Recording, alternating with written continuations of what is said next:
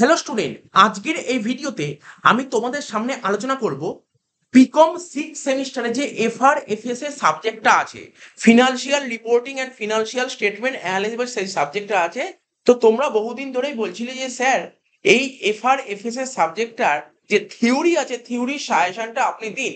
বহুদিন ধরে অনেক স্টুডেন্ট বলছিল আমাকে ইউটিউবে কমেন্ট করে হোক, টেলিগ্রামে মেসেজ করে হোক, বা হোয়াটসঅ্যাপে মেসেজ করে হোক, বা কেউ ফোন কলে বহুদিন ধরে বলছিল। দেখো, আর সময় নষ্ট না করে আর পাক্কা এক মাসের চেয়েও একদিন কম বাকি আছে, কেননা তোমরা জানো যে তোমাদের জুলাই মাসের 10 তারিখে এফআরএফএস এক্সামটা হবে।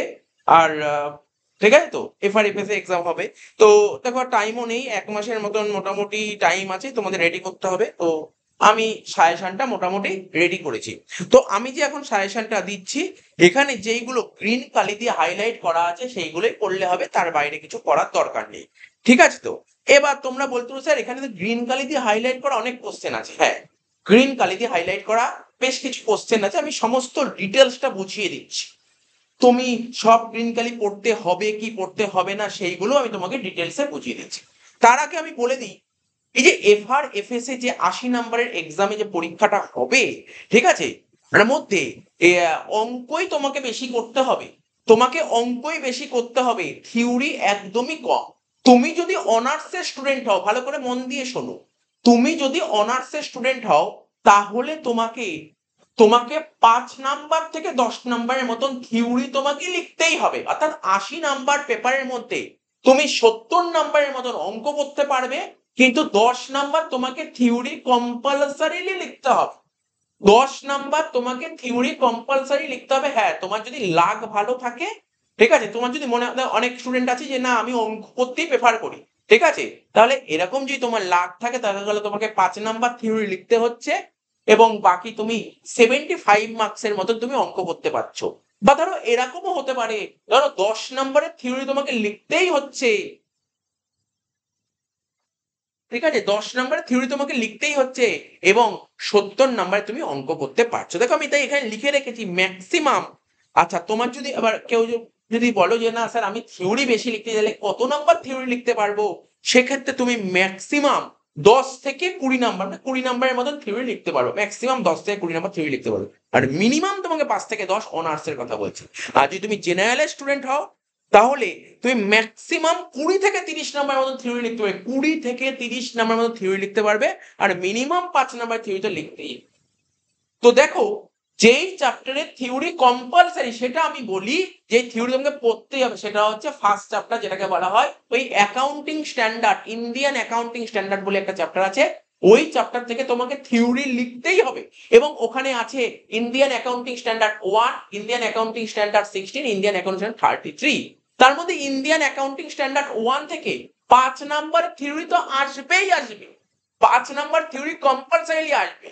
তো আমি তোমাদের বারবার করে ফোকাস করতে বলবো, ওই ইন্ডিয়ান অ্যাকাউন্টিং স্ট্যান্ডার্ড চ্যাপ্টারের থিওরি গুলো একটু ভালো করে পড়ে যাও, ভালো করে পড়ে যাও। ওখান থেকে তুমি 5 থেকে 10 নাম্বার থিওরি তুমি পুরো পাবে, এবং ওগুলো তুমি লিখতে হবে, কারণ ওই থিওরি তোমাকে লিখতেই হবে, এবং বাকির সঙ্গে অঙ্ক, ওর সঙ্গে থিওরি অর পেয়ে যাবে। সেইখানে সেটা অর পাওয়ার সম্ভাবনা কোনো সিওরিটি দিয়ে বলা যায় না। সেটা হচ্ছে, ধরো ধরো আগের বছর কি হয়েছিল, আগের বছর ক্যাশ ফ্লোর অঙ্কের সঙ্গে ফান্ড ফ্লোর থিওরি অর দিয়েছিল, ঠিক আছে। তো তো এবছরও এরকম করতে পারি, দেখা গেল ফান্ড ফ্লোর অঙ্ক দিল, সঙ্গে ক্যাশ ফ্লোর থিওরি অর দিল, ঠিক আছে। তো তো দেখো, প্রবাবেল চান্সটা খুব কম, মনে হচ্ছে ক্যাশ ফ্লোর সঙ্গে ফান্ড ফ্লোর অঙ্কই আসতে পারে। বাট থিওরিও আমি দিয়ে দিয়েছি, তার জন্য কিছু থিওরি দিয়ে দিয়েছি। দেখো কি কি থিওরি দিয়েছি, ভালো করে শোনো। দেখো, 1 নম্বর কোশ্চেন যে গ্রিন কালি দিয়ে হাইলাইট করা, বলছে define financial statement analysis, distinguish between traditional and modern approach to financial statement analysis, এই কোশ্চেন পড়বে। তারপরে 4-এর দাগে চলে আসো, what do you mean by ratio analysis, describe the limitation of accounting ratio. Next, what are included in a complete set of financial statement as per Indian accounting standard 1? আমি বলবো এই কোশ্চেনটা ভালো করে পড়বে স্যার, এই কোশ্চেনটা কম্পালসারি, এই যে বললাম কম্পালসারি থিওরি তোমাকে লিখতে হবে। কম্পালসারি থিওরি যেই চ্যাপ্টার থেকে দেবে তার মধ্যে সেটা পড়ছে, আমি রাইট মেরেছি যেগুলো কম্পালসারি থিওরি, এই থিওরি গুলো পড়লি, যে আমি তোমাকে বললাম 5 থেকে 10 নাম্বার থিওরি তোমাকে লিখতেই হবে। তুমি অনার্স পড়ো বা জেনারেল পড়ো, কম্পালসারি একটা চ্যাপ্টার আছে এখানে থিওরি লিখতেই হয়, তার মধ্যে এইটা পড়ছে, ঠিক আছে। 5। এবার 6 নম্বর কোশ্চেনটা কি বলেছে, বলছে write a short note on the concept of fund in fund flow statement analysis, which concept of fund are mostly used in preparing fund flow statement. তারপর বলছে advantage and disadvantages of fund flow statement. ঠিক আছে, এইটা কখন ধরো fund flow, ধরো cash ফ্লোর অঙ্কের সঙ্গে দেখা গেলো ফান্ড ফ্লো থিওরি হচ্ছিল তখন, তার মানে তুমি তো অপশন পেয়ে যাচ্ছ।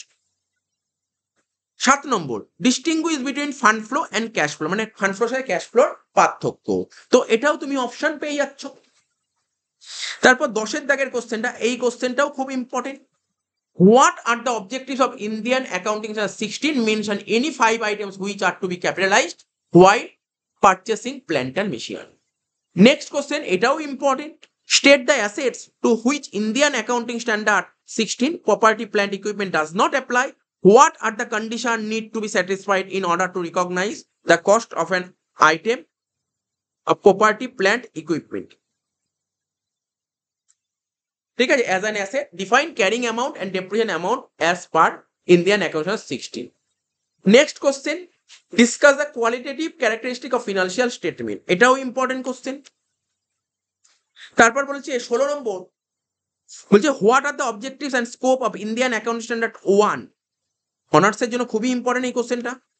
Next, write a short note on basic EPS, diluted EPS আর রিকগনিশন প্রিন্সিপাল, এটা হচ্ছে ওই ইন্ডিয়ান অ্যাকাউন্টিং 16 পেয়ে যাবে। Next, what is property plant equipment as per Indian accounting 16।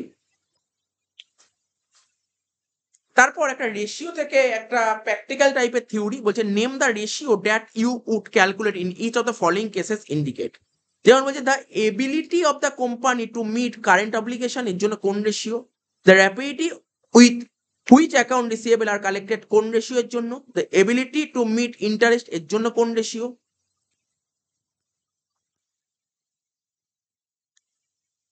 Next, the profitability of equity fund invested in the firm, এর জন্য কোন ratio. তারপর বলেছে the dividend paid in relation to earning per share, এর জন্য কোন ratio. Next, distinguish between cash book and cash flow statement, বলছে what are the objectives and limitation of cash flow statement. Distinguish between fund flow statement and income statement. Objectives and need of financial statement analysis. What R the purpose of conceptual framework. এই কোশ্চেনটা পড়বে। তাহলে আমি যেটা তোমাকে বললাম, তুমি honours পড়ো বা জেনারেল পড়ো, একটা পোর্শন আছে যেখান থেকে তোমাকে কম্পালসারি 10 নম্বরের মতন থিওরি লিখতেই হবে। সেই কোশ্চেনগুলো আমি নাম্বারিং গুলো বলে দিচ্ছি। 24 নম্বর কোশ্চেনটা, ঠিক আছে। তারপর 18 নম্বর, 17 নম্বর, 16 নম্বর, 12, 11, 10 আর 5, এ কটা কোশ্চেন পড়ে গেলেই তুমি 10 নাম্বার কম্পালসারি থিওরি পেয়ে যাবে। এবার ধরো আগের বছর ক্যাশ ফ্লোর অঙ্কের সঙ্গে ফান্ড ফ্লো থিওরি অর দিয়েছিল, ঠিক আছে। এবারও যদি এরকম করতে পারে, ধরো ক্যাশ ফ্লোর অঙ্ক দিল, ফান্ড ফ্লো থিওরি দিল, বা এমন করতে পারে ফান্ড ফ্লোর অঙ্ক দিল, ক্যাশ ফ্লো থিওরি দিল, তার জন্য কোন কোন কোশ্চেন গুলো, মানে তার জন্য কোন কোন কোশ্চেন গুলো ইম্পর্টেন্ট তালিকায় করতে পারে 6, 7, ঠিক আছে।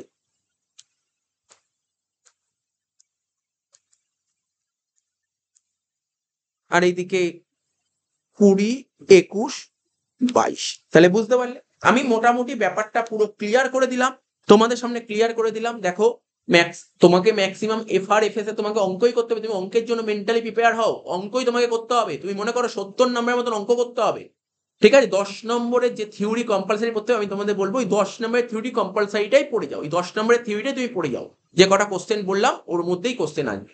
তো এইটুক আপডেট দেওয়া ছিল, দিয়ে দিলাম। এরপরে আমরা নেক্সটে এফআর এফএস এ যে আমি বললাম তোমার অঙ্কই করতে হবে, এবং কোন কোন অঙ্ক ইম্পর্টেন্ট প্রতিটা চ্যাপ্টার থেকে 3 থেকে 4টের মতন কোশ্চেন সেট করা হয়েছে, ঠিক আছে। যেই কোশ্চেন গুলো করলে মোটামুটি কভার আপ হয়ে যাচ্ছে, ঠিক আছে। তো আগের বছরও এরকম করা হয়েছিল, ওর মধ্যে দিয়ে সব টাইপের কোশ্চেন চলে এসেছিল, এবছরও দেওয়া হয়েছে।